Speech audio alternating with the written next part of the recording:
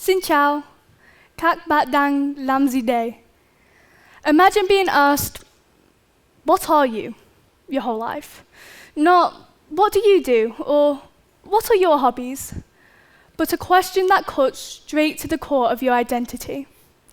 How can a simple 3-word sentence hold such a stigma? Our brains are wired to categorize, to create mental shortcuts. But what happens when these shortcuts turn into stereotypes? Questions like, what are you, dehumanize you. You become a spectacle, something to look at, a suggestion that you don't belong based on your physical features. These stereotypes simplify the complexity of humans by generalizing them. Just because someone doesn't fit into a certain category doesn't mean they don't belong. And as such, many people face harmful stereotypes, leading to an identity crisis. Growing up as someone who's half English and half Vietnamese, I have had this question repeated for what feels like my entire life. I often get labeled as being from China, Chinatown, Singapore, Thailand, Taiwan, but never Japan, because my eyes aren't small enough. And many people are surprised when I reply in an English accent. What are you? It's a question that seems simple, but unlocks complex emotions and experiences. Today, I want to share the experience of what it's like never having a complete culture. As a child, I often felt different, but could never figure out what was different about me. I had people point out my eye shape or how tan my skin was, which is crazy because in Vietnam my skin is far from tanned. I could never connect with people lifestyle-wise. While my friends' mothers were helping them with their English, I was helping my mother with hers. My mother often spoiled my sister and I growing up, as she never had access to luxury goods, but had to focus on necessities. When my mother first came to England, she barely knew the language and had very little, perhaps the real motivation behind why she's so dedicated towards her work. I have been brought up with two contrasting moral codes and traditions. While my Vietnamese side would like me to have a high-end job, such as a lawyer, so I'm able to comfortably provide for myself and my family, my English family members often say, as long as you wake up every day and enjoy what you do, that is enough. Growing up with mainly my family from England, I have never felt too different, thanks to my amazing grandparents, who I recognise have done everything in their power to make me feel appreciated, and realise that being mixed is a huge blessing, and for them, I am forever grateful. While my friends were having fish fingers or chicken nuggets, I was having rice and chat.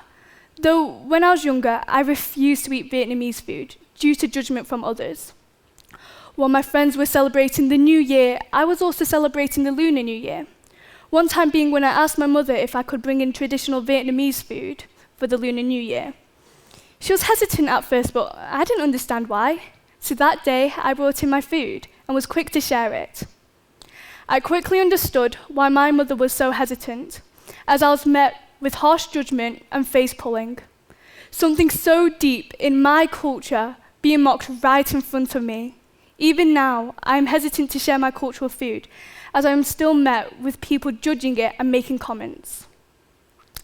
My first memories of Vietnam was met with confusion yet familiarity. I could recognize the people, the food, the language, but the culture was a huge shock.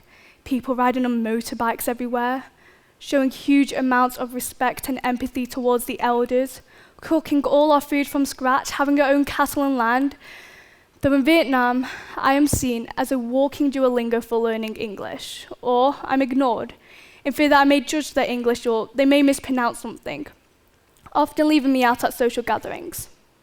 Though, when I left Vietnam, I felt as though I found a piece of me that didn't quite fit in England. I found my other half. One of the biggest struggles has been feeling like I'm never enough of either culture. In Vietnam, I don't speak the language fluently enough to understand the culture, often making me feel like an outsider.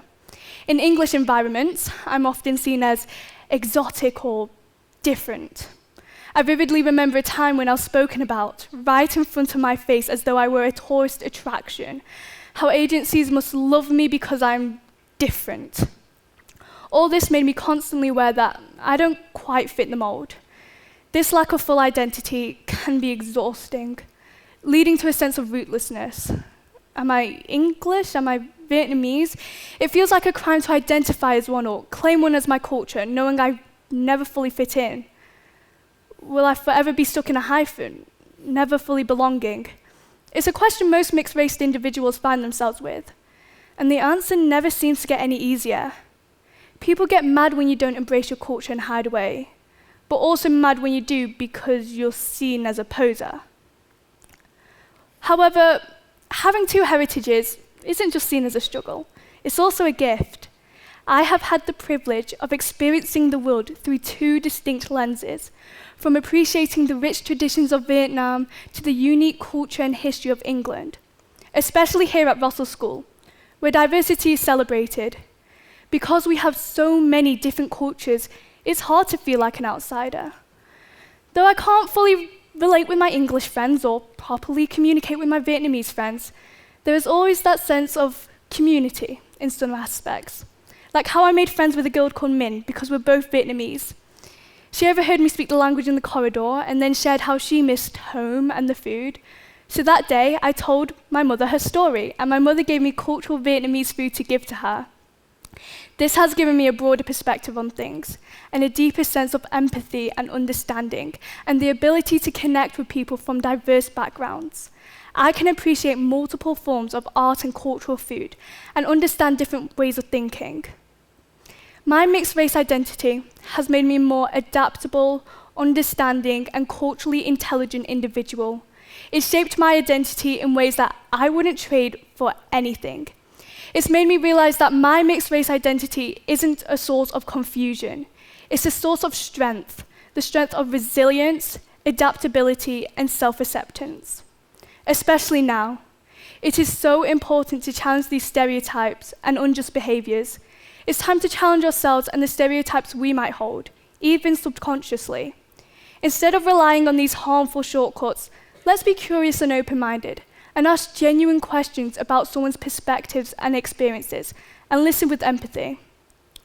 Though I have felt the pressure to pick one, now I am learning to embrace the richness of both cultures. And whilst I may always have the label of half and half, I don't think too hard on it, and just focus on being me. After all, two halves make a whole. So what am I? I am half English and half Vietnamese. I am the bridge between two worlds and the anchor of two cultures. And whilst I may always be half and half, with both, I am a whole. And that is enough for me, because I carry within me the stories of my ancestors, the traditions of my cultures. I am the legacy of two worlds. And to me, I feel the duty to honor them both. Gammon.